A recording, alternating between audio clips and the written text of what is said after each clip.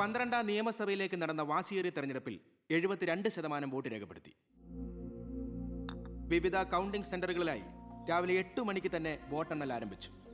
ആകെയുള്ള 140 സീറ്റുകളിൽ ഫലമറിഞ്ഞ 120 മണ്ഡലങ്ങളിൽ KDF 61, ജനപക്ഷ മുന്നണി 59 സീറ്റ് നേടിയിട്ടുണ്ട്. കേരളത്തിലെ മുന്നണി സമവാക്യങ്ങളെ അട്ടിമറിക്കാൻ പോകുന്ന പുതിയൊരു രാഷ്ട്രീയ ധ്രുവീകരണത്തിനുള്ള സാധ്യതയാണ് ഇപ്പോൾ നമ്മുടെ മുന്നിലുള്ളത്. ഒരുപക്ഷെ കേരളത്തിലെ അടുത്ത മന്ത്രിസഭ ഒരു തൂക്ക് മന്ത്രിസഭയായിരിക്കും. ഹലോ, എണ്ണിത്തീരാറായോ? ജനപക്ഷ മുന്നണി സ്ഥാനാർത്ഥി 4612 വോട്ടിന് അച്ഛൻ ലീഡ് ചെയ്യുന്നുണ്ട്. അടുത്ത CM അച്ഛൻ തന്നെ. ഇപ്പോൾ കിട്ടിയ വാർത്ത, പുതുശ്ശേരി മണ്ഡലത്തിൽ KDF സ്ഥാനാർത്ഥി തൊമ്മൻ ചാക്കോ 4000 വോട്ടുകൾക്ക് വിജയിച്ചു. ഇത്തവണയും ഭരണം ലഭിച്ചാൽ KDF-ൽ മുഖ്യമന്ത്രിയാകാൻ സാധ്യതയുള്ള ആളാണ് തൊമ്മൻ ചാക്കോ. വയനാട് ജില്ലയിലെ സംവരണ സീറ്റിൽ KDF സ്ഥാനാർത്ഥിയും ആദിവാസി നേതാവുമായ ശ്രീ പൊറ്റക്കുഴി ചെല്ലപ്പൻ തെരഞ്ഞെടുക്കപ്പെട്ടു. ഇപ്പോൾ കിട്ടിയ വാർത്ത, ചിറ്റാരിക്കര മണ്ഡലത്തിലെ വോട്ടെണ്ണൽ പൂർത്തിയായി. സംസ്ഥാനം ഏറെ ഉറ്റുനോക്കിയ മണ്ഡലമായിരുന്നു ചിറ്റാരിക്കര. മുൻ മന്ത്രിയും KDF സ്ഥാനാർത്ഥിയുമായ ശ്രീ ബാലഗംഗാധര മേനോൻ മുന്നിട്ട് നിന്നിരുന്നുവെങ്കിലും ഇപ്പോൾ 3ാം സ്ഥാനത്തേക്ക് പിന്തള്ളപ്പെട്ടു. ഇരു മുന്നണികളെയും പരാജയപ്പെടുത്തി സ്വതന്ത്ര സ്ഥാനാർത്ഥി P. കൃഷ്ണകുമാർ വിജയിച്ചിരിക്കുന്നു. KDF-ന്റെ സജീവ പ്രവർത്തകനും യൂത്ത് വിങ്ങിന്റെ ജില്ലാ സെക്രട്ടറിയുമായിരുന്ന കൃഷ്ണകുമാർ തെരഞ്ഞെടുപ്പ് പ്രഖ്യാപന വേളയിലാണ് രാഷ്ട്രീയ അഭിപ്രായ ഭിന്നതയെ ചൊല്ലി സ്വതന്ത്രനായി മത്സരിക്കാൻ തീരുമാനിച്ചത്.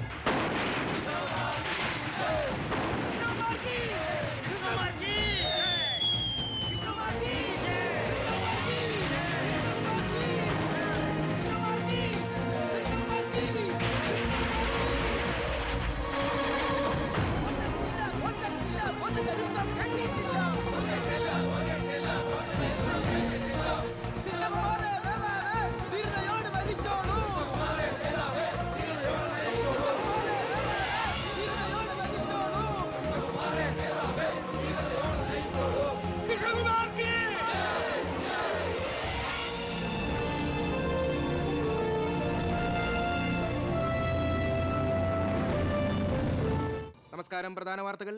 തെരഞ്ഞെടുപ്പ് ഫലം പൂർത്തിയായപ്പോൾ വ്യക്തമായ ഭൂരിപക്ഷം ആർക്കും ലഭിക്കാത്തതിനാൽ കേരള രാഷ്ട്രീയം അനിശ്ചിതത്വത്തിൽ. ഇരു മുന്നണികളും സജീവ ചർച്ചയിലാണ്.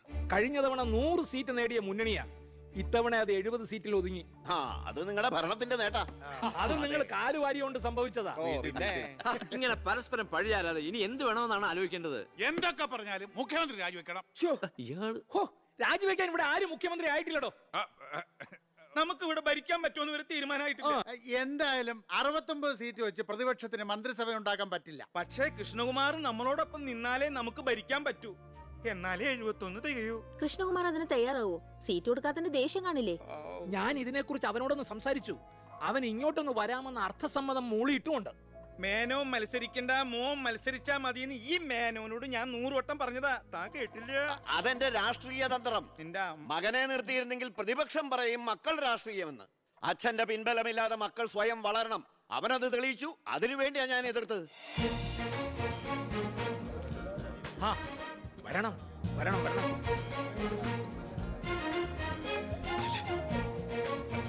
മിടുക്കൻ മിടുക്കൻ. എന്നോട് പിണക്കൊന്നുമില്ലല്ലോ. എന്തിന്? ഇത് പൊളിറ്റിക്സ് അല്ലേ?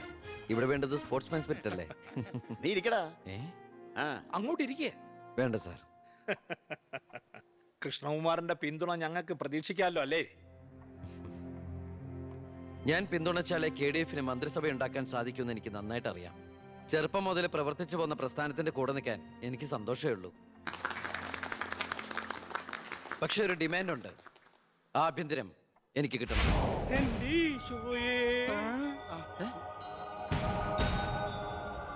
ഞാൻ ആ കാര്യം പറയാനിരിക്കായിരുന്നു. Home minister ആകാനോ? അത് നടപ്പില്ല.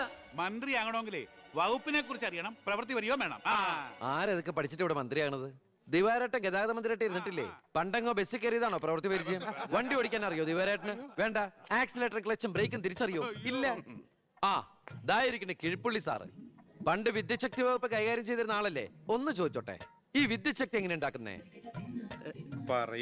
അത് വെള്ളത്തിന്ന് ആണോ? പിന്നെന്താ വെള്ളത്തിൽ തൊട്ട ഷോക്ക് അടിക്കാത്ത?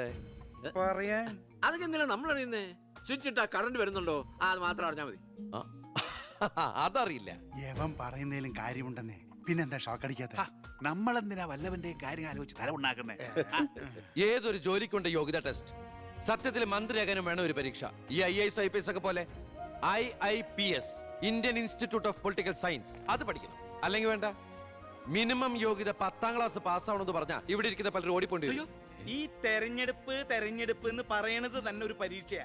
ആ പരീക്ഷ പാസ്സായവർക്ക് മാത്രമേ മന്ത്രിയാവാൻ പറ്റൂ. അതൊരു പരീക്ഷയല്ല സാറേ, പരീക്ഷണമാണ്. ഇവനെങ്കിലും ശരിയാവോ എന്നുള്ള ജനങ്ങളുടെ പരീക്ഷണം.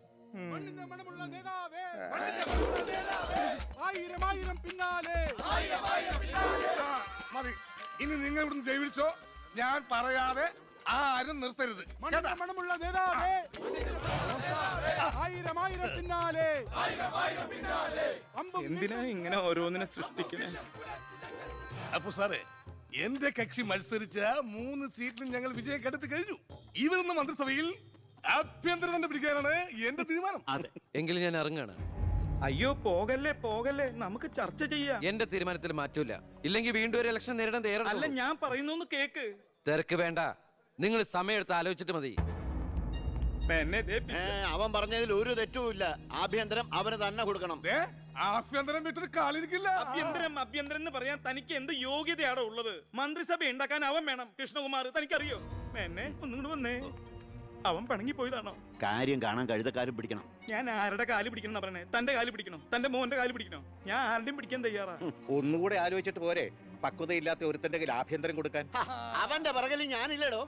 അവനെ മുന്നിൽ നിർത്തി ഞാൻ ഭരിക്കും. ആരൊക്കെ എന്തൊക്കെ പറഞ്ഞാലും ആഭ്യന്തരം ഞാൻ വിട്ടു തരില്ല. തനിക്ക് കൈയിട്ട് വരാൻ പറ്റിയ ഒരു വകുപ്പ് തന്നാ പോരെ? തരാം. എങ്കിൽ വനം മതി. നമുക്ക് സാവധാനം വെളുപ്പിച്ചെടുക്കാം. അതിന് യോഗ്യതയിലൊന്നും മാത്രം ആരും പറയരുത്. കാരണം ഞാൻ കാടിന്റെ മകനാണ്.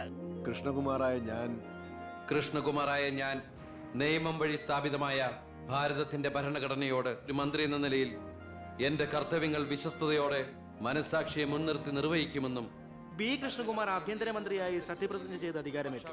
ഗവർണർ നരേന്ദ്ര ഷെറാവത്ത് സത്യവാചകം ചൊല്ലിക്കൊടുത്തു. തൊമ്മൻ ചാക്കോ മന്ത്രിസഭയിലെ ഏറ്റവും പ്രായം കുറഞ്ഞ മന്ത്രിയാണ് B. കൃഷ്ണകുമാർ.